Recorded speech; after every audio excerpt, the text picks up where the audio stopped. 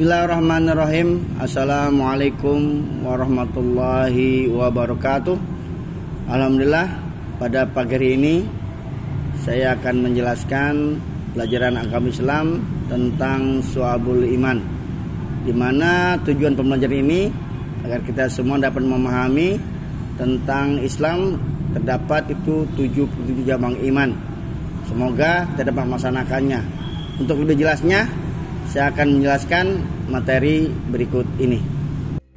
Baik, untuk memasuki tentang Syu'abul Iman, di mana mencakup 3 aspek. Yang pertama tentang Syu'abul Iman, hati dan akidah.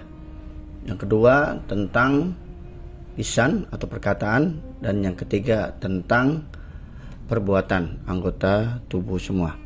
Untuk akidah atau hati itu termasuk ada 4 aspek.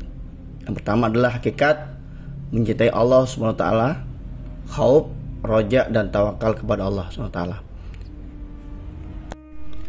Hakikat mencintai Allah SWT itu tidak akan sempurna tanpa mengenal Allah sebagai zat yang maha agung dan maha memberi nikmat, di mana dalam firman-Nya dalam surah Ali Imran ayat 31, Bismillahirrahmanirrahim, Qul in kuntum tuhibbunallah fattabi'uni yuhibbukumullah wa yaghfir lakum dzunubakum wallahu ghafurur rahim.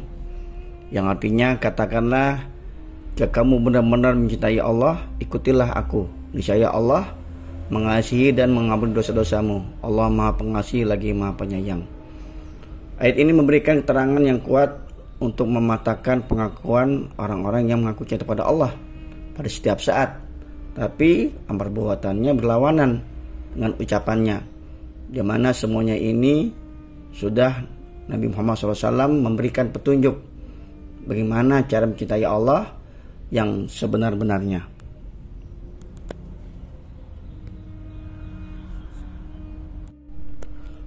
Untuk hakikat khauf, di mana kata khauf itu dari kata khaufa ya khaufu khaufan, takut, yang maknanya Allah Subhanahu wa taala memerintahkan orang yang beriman agar takut kepadanya. Sebagaimana firman Allah dalam surah An-Nazi'at ayat 40, wa amma man khafa maqama rabbi wa nahan nafsa 'anil hawa, yang artinya, dan adapun orang-orang yang takut kepada kebesaran Tuhannya dan menendiri dari keinginan hawa nafsunya. Rasa takut kepada Allah SWT harus diikuti dengan ketaatan dan amal soleh. Salah satu tanda-tanda takut kepada Allah adalah ketaatan dengan menjaga seluruh anggota tubuh, baik zahir maupun batin, dari semua perbuatan yang telah Allah haramkan. Sedangkan hakikat roja, diantaranya menurut ulama, roja adalah mengharapkan ridha Allah. Sebagian juga mengartikan berharap untuk memperoleh rahmat dan karunia dari Allah Subhanahu wa taala. Dan jangan punya sifat putus asa, karena putus asa itu termasuk sifat orang-orang yang sesat. Sebagaimana firman Allah taala, Qul ya ibadiyalladzina asrafu 'ala anfusihim la taqnatu min rahmatillah innallaha yaghfiruz dzunuba jami'a innahu huwal ghafurur rahim. Yang artinya, katakanlah, hai hamba-hambaku yang melampaui batas terhadap diri mereka sendiri, janganlah kamu berputus asa dari rahmat Allah. Sungguhnya Allah mengampuni dosa-dosa semuanya.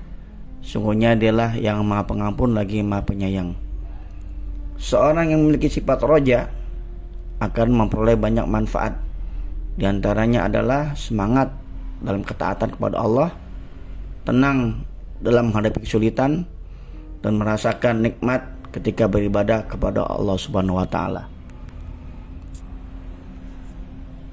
Alhamdulillah, untuk hakikat yang terakhir adalah hakikat tawakal kepada Allah Subhanahu wa taala, di mana menurut istilah tawakal adalah menyerahkan segala permasalahan atau urusan kepada Allah Subhanahu wa taala setelah kita melakukan usaha sekuat tenaga untuk menyelesaikan masalah kita, di mana Allah memberikan petunjuk dalam surah At-Talaq ayat 2 sampai 3. Bismillahirrahmanirrahim.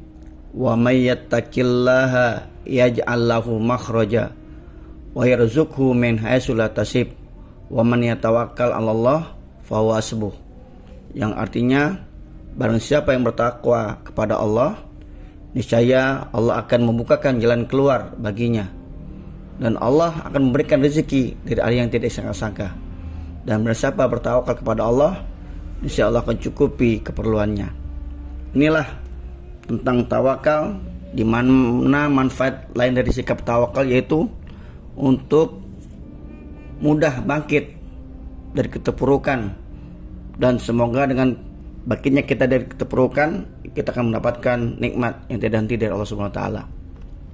Dari semua hakikat-hakikat yang 4, yang pertama adalah hakikat mencintai Allah, hakikat khauf, hakikat roja, hakikat tawakal, di mana sebagian ulama menyarankan untuk yang sudah berumur diharapkan selalu beroja, mengharapkan ridha Allah, jangan takut dan jangan putus asa. Semuanya itu Allah akan tentukan dengan kebaikan yang kita telah lakukan.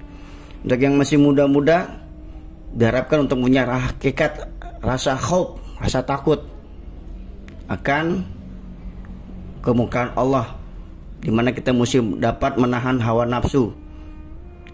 Dengan sebab kita menahan hawa nafsu, sehingga kita mendapatkan rahmat Allah dan selamat fid dunya wal akhirah. Alhamdulillahirabbil alamin.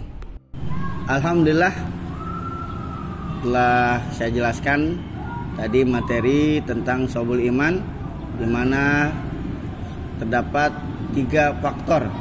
Yang pertama niat, akhlak dan hati. Yang kedua tentang lisan, dan yang terakhir yang ketiga tentang anggota tubuh kita, di mana semuanya itu terdapat Shu'abul Iman. Semoga atas penjelasan ini kita dapat mengamalkannya dan dapat menjalankannya dengan sebaik dan seikhlas mungkin. Terima kasih. Assalamualaikum warahmatullahi wabarakatuh.